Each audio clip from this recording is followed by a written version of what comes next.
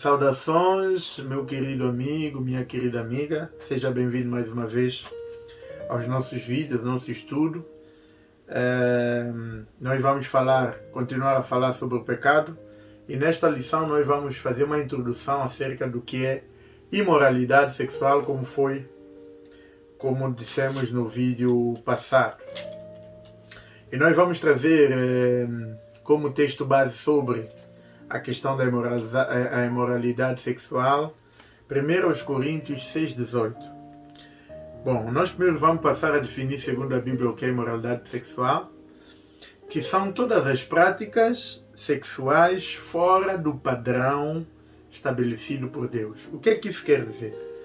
Em outras palavras, é dizer que é toda prática ou pensamento sexual fora do casamento. O que está a dizer a palavra de Deus é que tudo que é relacionado com o sexo fora do casamento, toda atividade sexual, todo pensamento sexual que é feito fora do casamento é tratado, segundo a Bíblia, como imoralidade sexual. E dentro da imoralidade sexual, nós temos vários aspectos que devemos considerar quando o assunto se trata do sexo. Bom, em Gênesis 2:24, diz assim: esta é a razão pela qual o homem deixa o seu pai e a sua mãe e se une a uma mulher, e os dois se tornam um só ser ou pessoa. Ou seja, o único motivo que leva o homem a abandonar a casa dos seus pais, abandonar o seu pai, abandonar a sua mãe, é o motivo do casamento. E nós, segundo a Bíblia, assumimos que o sexo deve ser estrita e unicamente cometido e praticado dentro do casamento. Aí você pode dizer, mas toda a gente pratica, toda a gente faz. Meu amigo, o facto de toda a gente fazer e praticar não significa que está correto, não está certo. Ok?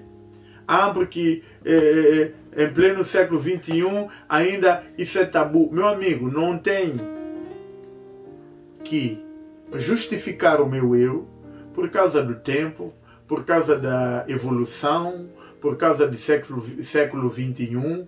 Não. Eu tenho que viver a minha vida baseado na palavra de Deus, que é o manual de instrução que nos guia à terra prometida, ao reino de Deus, à salvação. Ok?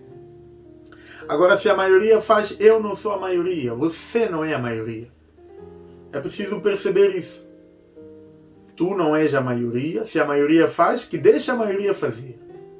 Mas você, como um bom cristão, você deve seguir os padrões que Deus estabeleceu, pela qual você deve viver, para ser um cristão que deve levar o nome de Jesus para todo lugar onde for, para ser glorificado com honra pela tua atitude, pelas tuas palavras, pelas tuas ações, porque você é um imitador de Cristo. Ok? E há coisas que nós às vezes fazemos sem ter noção das consequências. E as consequências são nefastas quando o assunto é cometermos o pecado com o nosso próprio corpo. Quando você se envolve sexualmente com alguém fora do casamento, isso é imoralidade sexual e é pecado. E nós já percebemos que o pecado nos afasta de Deus e nos afasta do reino de Deus. E, consequentemente, quando você peca, você, em vez de se aproximar do reino de Deus, se você não se desperta, você cada vez mais se aproxima ao inferno. Ok? Deus está de braço estendido, está de mãos abertas para acolher qualquer pessoa. Não importa a quantidade de pecado que você fez no passado. Meu amigo, se você se arrepender, Deus está de braços abertos para lhe receber e para lhe ajudar a correr uma nova caminhada com Cristo. Ok? Nós depois vamos falar um pouco mais sobre o sexo fora do casamento, daqui a pouco. ainda mais à frente. Mas eu gostaria de falar aquilo que é o texto básico desta lição, que é 1 Coríntios 6, 18. E diz assim, no versículo 18: Eis porque eu digo, fujam da imoralidade sexual. Nenhum outro pecado atinge ou é feito com o corpo como este.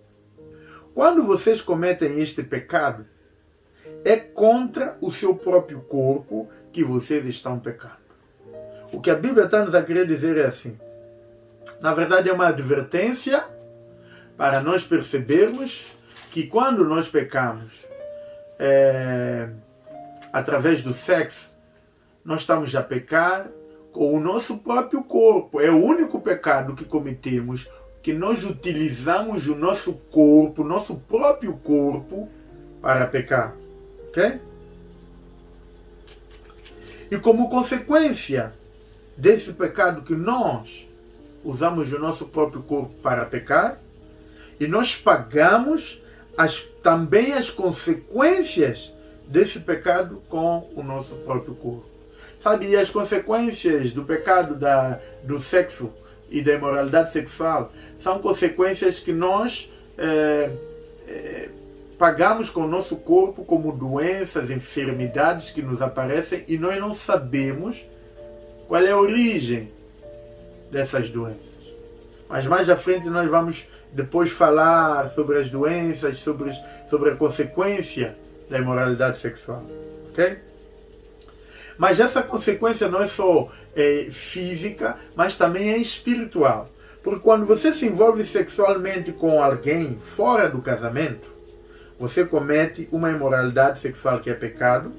E uma das consequências disso é que a pessoa com a qual você se envolve sexualmente, você se torna uma pessoa com ela, como está escrito lá em Gênesis 2, 24. Quando você se envolve sexualmente com uma pessoa, com uma mulher, você se forma um com aquela pessoa.